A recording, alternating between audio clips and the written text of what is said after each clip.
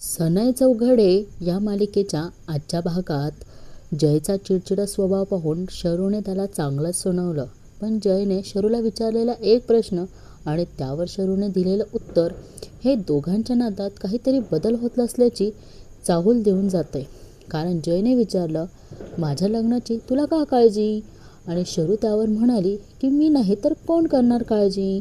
आता ह्या एका वाक्याचा अर्थ तुम्हाला काय वाटतो कमेंटमध्ये नक्की सांगा. तर आजच्या भागात सुरुवातीलाच जयच्या केबिनमध्ये एक मुलगी शरूसोबत असते. ती जयला एका कामाबद्दल शंका विचारते. ती म्हणते, सर मला ना एक शंका होती. डेटा सबमिट झाल्यावर त्यातले नंबर कसे चेंज होतात? आय मीन ते फायनल नसतात का? पण आज जय आधीपासूनच काहीतरी टेन्शनमध्ये आणि चिडलेला दिसतोय. त्यामुळे त्या मुलीच्या प्रश्नावर तो चांगलाच वैतागतो आणि म्हणतो, एकच गोष्ट किती वेळा सांगायची तुला? आणि प्रत्येक छोट्या छोट्या गोष्टींसाठी माझ्याकडे येत जाऊ नका. स्वतः डिसिजन घ्यायला शिका. जयचं हे बोलणं ऐकून त्या मुलीला वाईट वाटतं आणि ती तिथून निघून जाते. पण इथे खरी गंमत सुरू होते. जयला समजवण्याऐवजी शरू त्याला चक्क त्याच्या लग्नाचा विषय काढून सुनावते. शरू म्हणते, तू हे असं सगळ्यांशी बोलतोस ना, म्हणून तुझ्या आजूबाजूला कोणी फिरकत नाही. असं वागलास तर कसं होणार तुझं लग्न?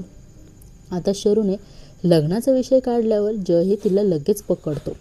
तो शरूला विचारतो, माझ्या लग्नाची तुला का काळजी?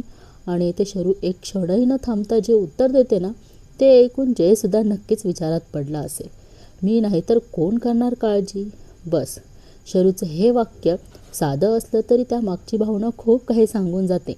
जयची काळजी घेणं, त्याला समजावणं, त्याच्या लग्नाची चिंता करणं हे सगळं शरू इतक्या सहजपणे करते की तिच्या मनात जयसाठी असलेली खास जागा आता हळूहळू स्पष्ट होत चाललेली आहे. आणि सगळ्यात महत्त्वाचं म्हणजे जयसुद्धा शरूला हा प्रश्न विचारतोय, माझ्या लग्नाची तुला का काळजी? म्हणजे जयलाही आता शरूच्या बोलण्यामागचा अर्थ जाणवायला लागला आहेत का? पुढे या दोघांच्या नात्यात नेमकं काय होणार? जयला शरूच्या मनातलं कधी कळणार आणि शरू स्वतःच्या भावनांना कधी स्वीकारणार हे पाहणं नक्कीच इंटरेस्टिंग ठरणार आहे. तुम्हाला काय वाटतं? शरू खरंच जयच्या प्रेमात पडते का? कमेंट